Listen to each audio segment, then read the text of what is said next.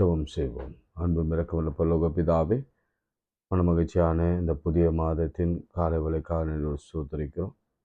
காலைதோறும் இந்த கிருபை புதிதாக இருப்பதற்காக உமக்கு ஸ்தோத்திரம்.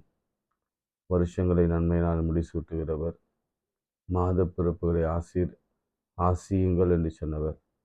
விசேஷமாக இந்த நாளிலும் கூட இந்த மாத பிறப்பில் கர்த்தருடைய பிரசன்னத்தினாலே நான் நிரப்பப்படவும், கடந்த மாதம் முழுவதும் நீர் எங்களுக்கு கொடுத்த நன்மைகளுக்கு நன்றி செலுத்தவும், இந்த மாதத்திலே நாங்கள் பெற்றுக்கொள்ளப் போகிற ஆசீர்வாதங்களை தீர்க்க தரிசனமாய் பெற்றுக்கொள்ளவும் நீர் கொடுத்த இந்த வாய்ப்புக்காக உமக்கு ஸ்தோத்திரம். நீர் எங்களோடு பேசும் இந்த வார்த்தை மாத்திரம் கேட்க உதவி செய்யும். இயேசுவின் நாமத்தில் ஜெபிக்கிறோம் பிதாவே, ஆமென். வாரும் தூய ஆவியானவர் என்ற ஒரு சின்ன பல்லவி மாத்திரம் பாடும். வாரும் தூய ஆவியே, உம் பிரசன்னத்தை வாஞ்சிக்கிறோ, வல்லமையால் என்னை நிறைத்து நீராளுகை செய்யும். ஜீவத்தண்ணி நீரே, தாகம் தீர்க்கும் ஊற்றே, ஆலோசனை கர்த்தரே, வந்து ஆளுகை செய்யும். வாரும் தூய ஆவியே, உம் பிரசன்னத்தை வாஞ்சிக்கிறோம், உம் வல்லமையால் என்னை நிறைத்து நீராளுகை செய்யும். தூய ஆவி, அன்பின் ஆவியே, துணையாளரே, தேற்றும் தெய்வமே, ஊற்று தண்ணீரே, உள்ளமேங்குதையா, வர வேண்டும்.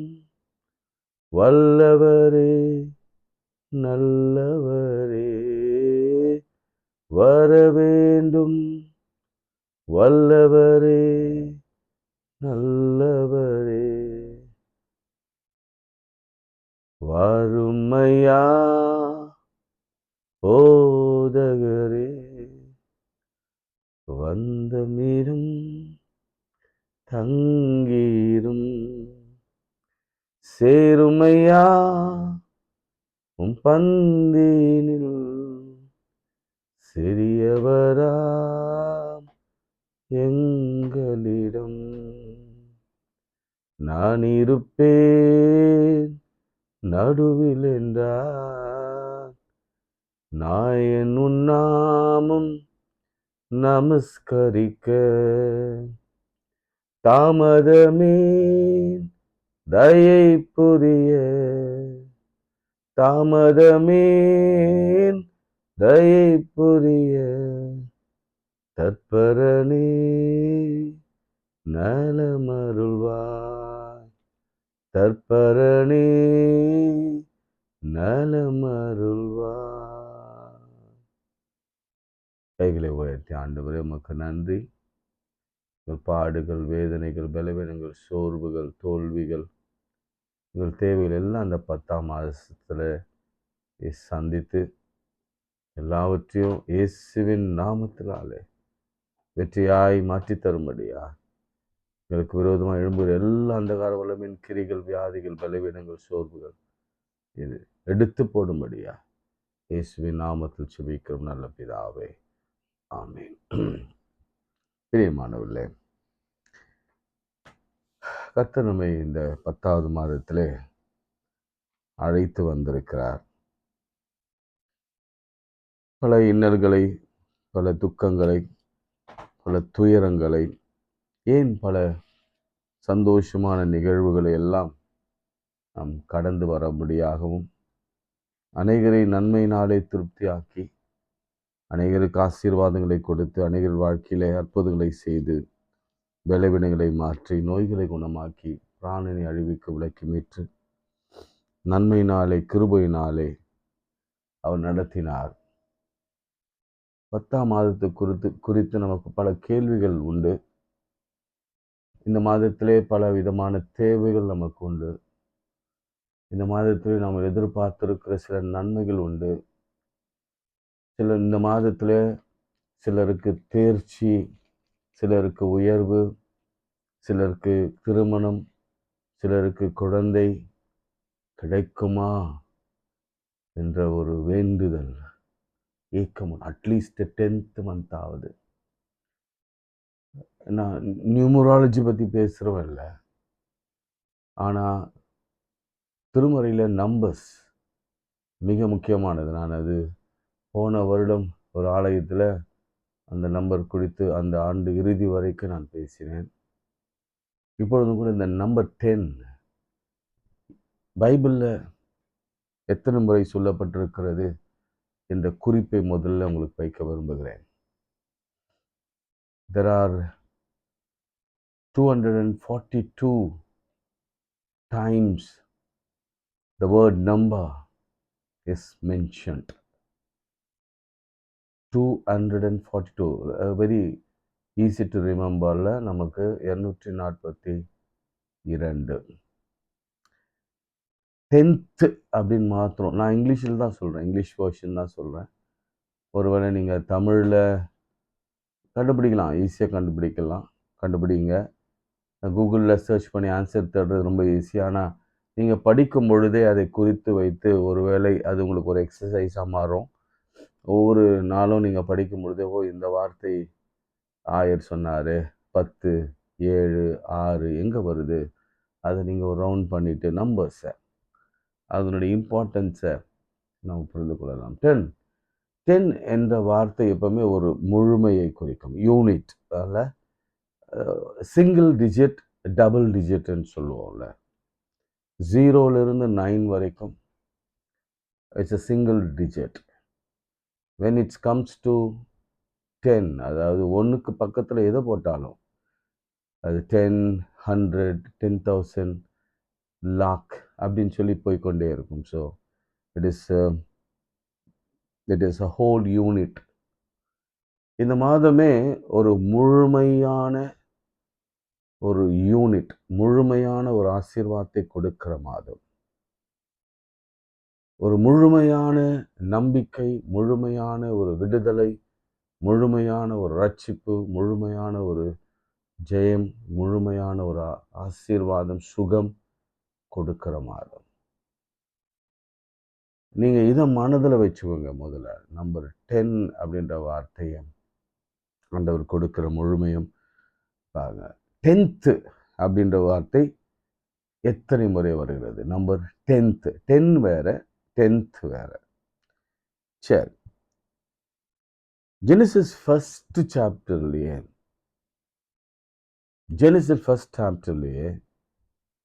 10 முறை God said. நீங்கள் ஆங்கில வேதாகமத்தை நீங்கள் எடுத்து வாசித்தீங்கன்னா, நிறைய வாலிப பிள்ளைகள்லாம் பார்க்குறீங்க.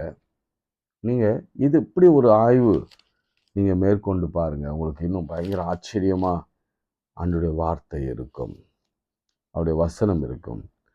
ஆவியானவர் எவ்வளவு அழகாக நமக்கு எழுதி அதை கொடுத்திருக்கிறார் என்பதை உங்களாலே அதை புரிந்து கொள்ள முடியும்.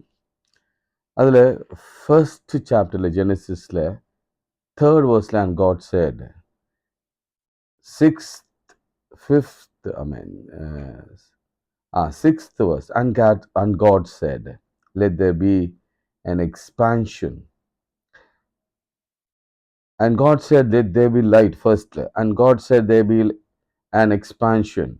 And God said, there be water under the heavens to be gathered together. And God said, let the earth sprout vegetable plant yielding. 14th. And God said, there will be lights, expansion of heaven. 20. And God said, let the water swarms with the swarms and living creature. 24. And God said, let the earth bring forth living creature. 28. And God said, let us make man in our own image. 29. And God said, behold, I have given you very plant yielding seed, and that is on the face of all the earth. அதில் ஒரு blessing வரும். Of the earth and every tree and the seeds in the fruits and the you shall have them for a food. நீங்கள் உங்களுக்காக அதை நீங்கள் வைத்து கொள்ளுங்க இந்த ஆண்டவர் ஆசீர்வாதத்தோடு அந்த 10 முடிப்பார். அது என்ன வசனம்? 29 ஜெனசிஸ் 1:29. நீங்கள் அதை அப்படியே தமிழில் நீங்கள் பின்பு தேவன் இதோ பூமியின் மேல் எங்கும் விதை தரும் சகல பூண்டுகளையும் விதை தரும் கனிமரங்களையும் சகலவித விருட்சங்களையும் உங்களுக்கு கொடுத்தேன், அவைகள் உங்களுக்கு ஆகாரமாய் கடவது. இதுதான் ஸ்டார்டிங். சரி, நான் இனிமேல் வர சொல்ல போகிறதெல்லாம் தீர்க்க தரிசன வசனங்கள், ப்ராஃபட்டிக் ப்ராமிசஸ். ஓ தேங்க்யூ லார்ட். சின்ன ஜெபம் பண்ணலாம். ஆண்டவரே, இந்த ப்ராஃபட்டிக் வேர்ட்ஸ் எல்லாம் அநேகருக்கு ஆசீர்வாதமாய் மாறட்டும். அவங்க விரும்புகிறது போல ஏங்குறது போல சொல்லப்படுகிற இந்த ப்ராஃபட்டிக் வேர்ட்ஸ், தீர்க்க தரிசன வாக்குதத்தங்கள் அவர்களுக்கு ஆமென்றும் ஆமேன் என்றும் ஆகட்டும். இயேசுவின் நாமத்தில் பிதாவே, ஆமேன். ஜெனசிஸ் 5 and verse 14, 5ஆம் அதிகாரம் 14ஆம் வசனம். எல்லாரும் நல்ல காது கொடுத்து கேளுங்க, வசனத்தை பாருங்க. கேனானுடைய நாளெல்லாம் 910 வருஷம் அவன் மரித்தான். ப்ராஃபட்டிக் வேர்ட்ஸ் அப்படின்னு நான் சொன்னேன்ல. கேனானுடைய வாழ்க்கை எல்லாம் எத்தனை வருஷம்? 910 வருஷம். ஃபர்ஸ்ட் ப்ராஃபட்டிக் வேர்டு என்ன தெரியுங்களா? Long life. எத்தனை பேருக்கு அது வேணும்? ஆண்டவரே, பூர்ண வயதுள்ளவராய் எங்கள் வாழ்க்கையில் எங்கள் ஆசைகள் எல்லாம் நிறைவேறின பிறகு நீர் எங்களுக்கு கொடுத்த கடமைகளையும் ஊழியங்களையும் நிறைவேற்றி கொஞ்சம் கண்ணை மூடுங்க. பூர்ண ஆயுசு. ஓ தேங்க்யூ லார்ட். பூர்ண ஆயுசோட எல்லாம் வாழ்க்கையில் எல்லாவற்றையும் பார்த்து ஆபிரகாம், மோசே, யோசுவா, ஆரோன், இன்னும் நான் உங்களுக்கு சொல்லணும்னா யோபு, 4 தலைமுறைகளை பார்த்து பூரண ஆயுசுள்ளவனாய் அவன் மரித்தான். இந்த 10th month கர்த்தர் கொடுக்கிற முதல் வாக்குதத்த வார்த்தை இதுதான். ப்ராஃபட்டிக்கல் வேர்டுன்னு சொல்கிறேன், தீர்க்க தரிசன வார்த்தை. அற்ப ஆயுசு இராதபடிக்கு கர்த்தர் பூரண வயதை கொடுத்து இந்த பார்க்கிற ஜெபிக்கிற ஒவ்வொரு பிள்ளைகளுக்கும் தேங்க்யூ லார்ட், பூரண வயசு கொடுத்து 910 வயது வரைக்கும் வாழ்ந்த கேனானியனாகிய அவனுடைய நாட்களை போல இங்க பார்க்கிறவருடைய நாட்கள் மாறட்டும் இயேசுவின் நாமத்திலே, ஆமென். 8ஆம் அதிகாரம் ஜெனசிஸ் 8 and verse 5, 5ஆம் வசனம். 10ஆம் மாதம் மட்டும் ஜலம் வடிந்து கொண்டே இருந்தது. 10ஆம் மாதம் முதல் மலை சிகரங்கள் காணப்பட்டது. நல்ல சத்தமா ஒரு ஆமென் சொல்லுங்க. ஒரு பெரிய ஃப்ளட். எத்தனை நாட்கள் ஃப்ளட்னு உங்களுக்கு தெரியும். ஆனா இங்க கர்த்தருடைய வார்த்தை சொல்லுகிறது ஒரு பெரிய அழிவு. ஒரு கர்த்தர் கொடுத்த அழிவோ அல்லது சாத்தான் கொடுத்த அழிவோ அல்லது நாம் நம்மாலே உண்டு பண்ணி கொண்ட அழிவோ தெரியாது. ஆனா 5ஆம் வசனத்துல 10ஆம் மாதம் மட்டும் ஜலம் வடிந்து கொண்டே வந்தது. 10th month ஜலம் வடிந்தது. 10ஆம் மாதம் முதல் தேதியில சிகரங்கள் காணப்பட்டது. ஆமென் சொல்லுங்க.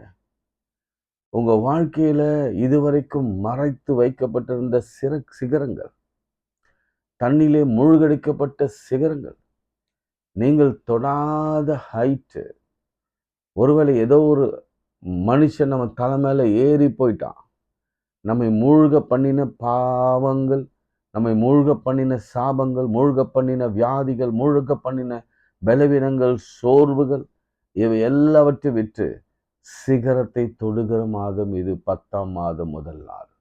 ஆமென். கொஞ்சம் கண்ணை மூடி, ஆண்டவரே இந்த மாதத்துல சிகரம் தொட, என் அழிவு பாதையிலிருந்து, எங்கள் குடும்ப அழிவின் பாதையிலிருந்து, எங்கள் தேச அழிவின் பாதையிலிருந்து சிகரத்தை காணுகிற கிருபையை எங்களுக்கு தாங்க. அழிவு நின்று நாங்கள் வாழ்கிற, எப்படி நோவாவும் உடைய குடும்பத்தாரும் பேழையில் மீது வைத்து பார்க்கப்பட்டது போல, பாதுகாக்கப்பட்டு போல, சிகரங்களிலே நாங்கள் நிற்கும்படியான கிருபையை தாரும். இயேசுவின் நாமத்துல உங்க பிள்ளைகள் வாழ்க்கையில சிகரங்கள் தொடுவார்கள். உங்க குடும்பத்திலே அநேகர் சிகரங்களை பார்ப்பார்கள். அழிவிலிருந்து இப்படி பிள்ளைகள் வெளியே வருவார்கள். ஆமென். அடுத்து ஜெனசிஸ் 18ல கர்த்தர் சொல்றார்,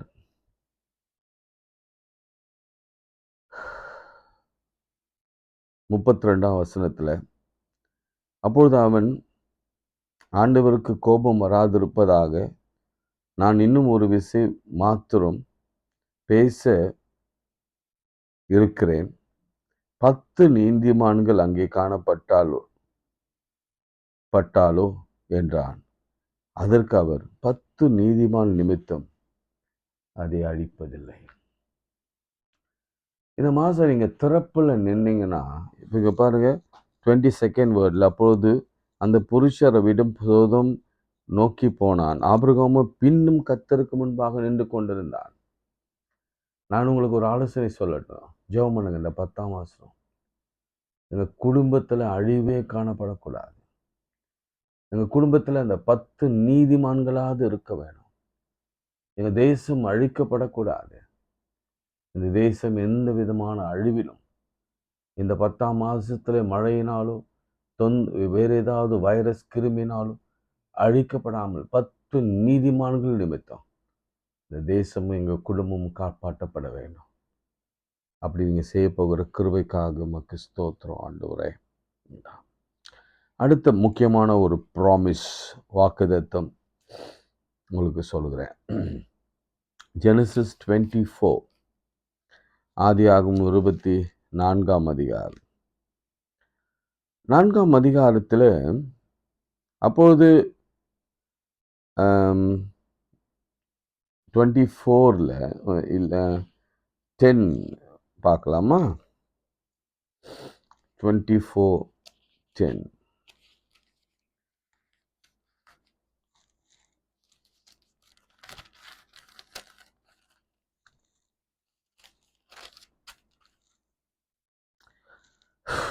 பின்பு அந்த ஊழியக்காரன் தன் எஜமான் 10 ஒட்டகங்கள் தன்னோடு கொண்டு போனான்.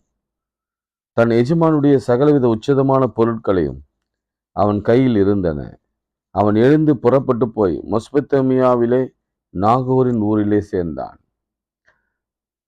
22ல ஒட்டகங்கள் குடித்து தீர்ந்த பின்பு அந்த மனிதன் அரை சேக்கல் எடையுள்ள பொற்காதணிகளையும் அவன் கைகளுக்கு 10 சேக்கல் எடையும் பொன் உள்ள 2 கடகங்களையும் எடுத்து கொடுத்தான். 2 நிகழ்ச்சியை நமக்கு எது காட்டுது தெரியுங்களா? இன்னொரு வசனம் 55ல, அப்போது அவள் சகோதரனும் தாயும் 10 நாளாவது பெண் எங்களோடு கூட இருக்கட்டும், பிற்பாடு போகலாம். ப்ராஃபஸியா சொல்றேன், 10ஆவது மாதம் உங்க பெண்ணுக்கு திருமணமாகும், உன் மகனுக்கு திருமணமாகும். இது எலியேசர் 10 ஒட்டகங்களோட 10 சேக்கல் பொண்ணை ரெபேக்காளுக்கு கொடுத்து 10 நாளாவது என் வீட்டில் பொண்ணு தங்கியிருக்கட்டும் சொன்ன 10 உங்க வீட்டில் அப்படி நடக்கும். கர்த்தர் நடத்துவார். ஒரு சின்ன ஜெபம் பண்ணுங்க. ஆண்டவரே, நாங்கள் அநேக நாட்களாக காத்திருக்கிறோம்.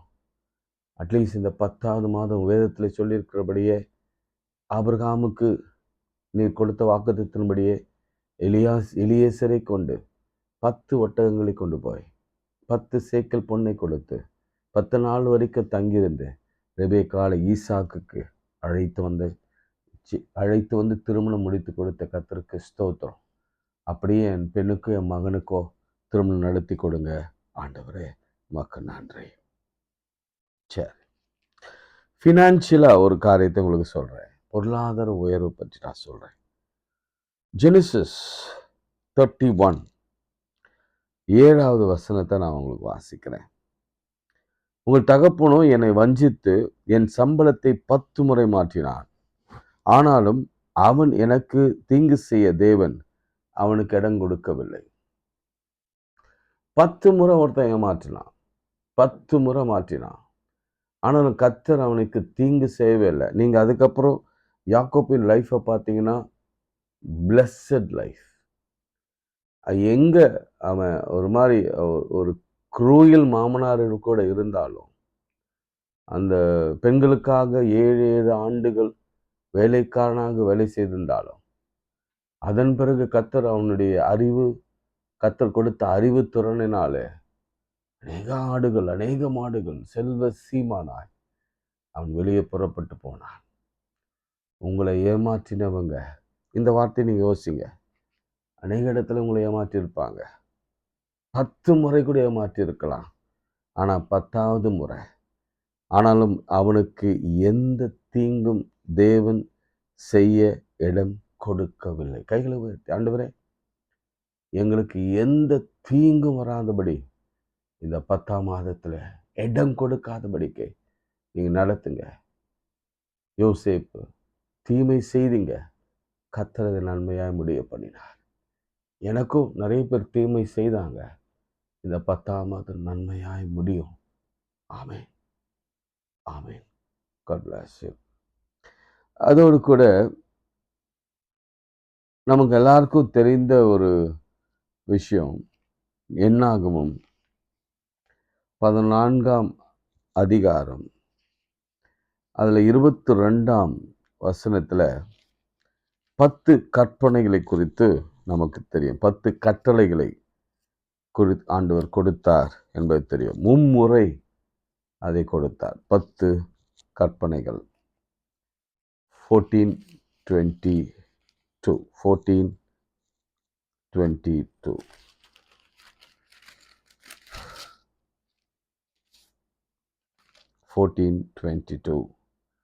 என் மகிமையை நான் எகிப்தின் வனாந்தரத்தில் செய்த என் அடையாளங்களை கண்டதும் என் சத்தத்தை செவிக்கொடாமல் இது முழு 10 முறை என்னை பரிசித்து பார்த்த மனிதர்கள் ஒருவரும் அதில் 10 முறை பரிசித்து பார்த்தாங்களாம். அது ஒரு இருக்கோ, 10 முறை பரிசித்து பார்த்தாங்களாம். ஓகே, இது யாருக்கு சொல்லப்பட்டிருக்குன்னு தெரியல. ஆண்டவருடைய நாமத்தை என்னைக்கும் பரிசித்து பார்க்கவே கூடாது, அவரை டெஸ்ட் பண்ணவே கூடாது. அவர் பிடிக்காத ஒரு விஷயம். ஆனால் நான் சொல்ல வந்து 10 கமாண்ட்மெண்ட்ஸ் தான் 3 டைம்ஸ் கொடுத்தாரு.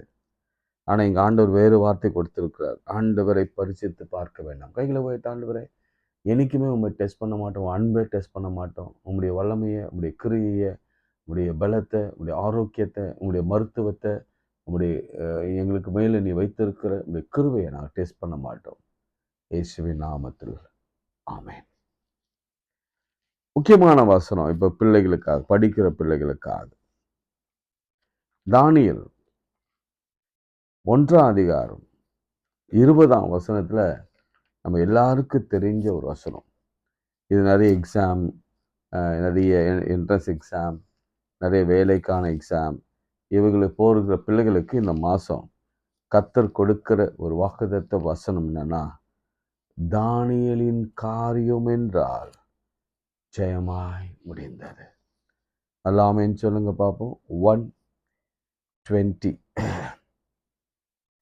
தானியேலின் காரியமென்றால் அது ஜெயமாய் முடிந்தது. இல்லையே, 1:20 வராது, 2 வருமோ, 4 எஸ், 4க்கு முன்னாடி வருதோ, அது எங்கே வருதுன்னு பாருங்கள். நான் நிறைய முறை பண்ணியிருக்கேன். சாரி, இது என்னுடைய பைபிள் இல்லை, அதனால தான் இதை எடுக்கவே ரொம்ப சிரமமாக இருக்குது. என் பைபிள் இருந்தால் உடனே நான் எடுத்துருவேன். இந்த பைபிள் நிறைய யூஸ் பண்ணாத பைபிள் போடுது, அதனால தான் நீங்கள் பைபிளை யூஸ் பண்ணணும். இப்போ எங்கள் வீட்டில் யூஸ் பண்ணாத பைபிளாக வச்சுக்கிறாங்க. யூஸ் பண்ணாதானே பிரிஞ்சு வரும், அது புது பைபிள் போடுது. அதில் வேதத்தை வாசிங்க. பைபிள் யூஸ் பண்ணால் தானே அது திரும்ப திரும்ப வரும். அதனுடைய தேவையில்லாத ஒரு கெட்ட பழக்கத்தெல்லாம் செய்யணுங்கிறப்போ வேறு வழி இல்லை, என்ன பண்ணட்டும். தானியேலின் காரியமவென்றால் ஜெயமாய் முடிந்தது. எங்கே இருக்குது? 120 தான் எழுதுனேன், அது எவ்வளோ பேர் தப்பாயிடுச்சுன்னு நினைக்கிறேன். சரி, ஓகே, நீங்கள் அதை கண்டுபிடிச்சு சொல்லுங்கள். தானியேலின் காரியமவென்றால் ஜெயமாய் முடிந்தது. அடுத்து நியூ டெஸ்ட்மென்ட் நீங்கள் வந்துட்டிங்கன்னா உங்களுக்கு மேத்யூ 25:1 அதுக்கு ஒரு ஜெபம் பண்ணிடலாம். ஜெயம் ஜெயம் கர்த்தரால் வரும். ஆண்டவரே, எங்கள் பிள்ளைகள் தோல்வியே காணக்கூடாது. தோல்வி கொண்டு வருகிற பொல்லாத பிசாசின் கிரியைகளும் மனித முயற்சிகளும் இந்த மாதம் அழித்து, இந்த மாதம் இல்லை, மாதத்துக்கு முன்னாடி அழித்து ஃபர்ஸ்ட்லேருந்து எங்கள் பிள்ளைகள் ஜெயம் பெற்று வாழ வேண்டும். அவருடைய காரியம் ஜெயமாய் முடியணும். எல்லாரும் எல்லாத்திலும் பாஸ் பண்ணி உயர்ந்த ஸ்தானத்துக்கு போக வேண்டும். சரி, மத்தேயு 25ஆம் அதிகாரம், அதில் 10 டேலண்ட்ஸ் பற்றி சொல்லப்பட்டிருக்கிறது. 25, 28. Matthew 25 and verse 28. Matthew 25 and verse 28. அவனிடத்திலிருந்து தாளந்து எடுத்து 10 தாளந்துள்ளவனுக்கு கொடுங்கள். ஆமென். அவங்ககிட்ட எடுத்து 10 தாளந்து உள்ளவன்கிட்ட கொடுங்கன்ட்டார் ஆண்டவர். உள்ளவனுக்கு எவனுக்கோ அவனுக்கு கொடுக்கப்படும், இல்லாதவனுக்கு. அதை பற்றி நான் சொல்ல வேண்டிய விரும்பல. பிரியமானவர்களே, ஆண்டவர் தாளந்துகளை கொடுக்கிற நாள் நேரம் இது. இன்னும் அநேக வசனங்கள் உண்டு, இது போதும் என்று நான் நினைக்கிறேன். இன்னும் தியானம் பண்ணுங்க. கர்த்தர் நிச்சயமாக இந்த மாதம் பல காரியங்களை ஆசீர்வாதமாய் வெளிப்படுத்துவார். 10 மடங்கு சமத்தனாக மாற்றுவார். நல்ல பலத்தை கர்த்தர் கொடுப்பார். ஜெபம் பண்ணலாமா? எல்லாரும் சேர்ந்து, ஆண்டவரே, எங்களை பலப்படுத்த கிறிஸ்துவினாலே எல்லாவற்றையும் செய்ய எங்களுக்கு பலன் தாரும். எங்களுக்கு 10 மடங்கு சமத்தராய் நாங்கள் வாழ்ந்து 10 மடங்கு எலியேசர் கொண்டு வந்து 10 தாழ்ந்து கொண்டு வந்து திருமணம் முடித்து கொண்டு சென்றது போலவே அப்படி ஒரு காரியத்தையும் எங்கள் குடும்பங்களிலே நீ நடத்தி தாரும். இன்னும் பலவிதமான 10 நம்பரை குறித்து நாங்கள் சிந்தித்தோம். அவை எல்லாம் எங்கள் வாழ்க்கையிலே ஈடேறட்டும். இயேசுவின் நாமத்தில் ஜெபிக்கிறோம் பிதாவே, ஆமீன். நமது ஆண்டவராகிய இயேசு கிறிஸ்துவின் கிருபை, பிதாவாகிய தேவனுடைய அன்பு, பரிசுத்தாவின் ஐக்கியம் நம் அனைவரோடும் இன்னும் சதாக்கள் நிலைத்திருப்பதாக. ஆமீன். God bless you.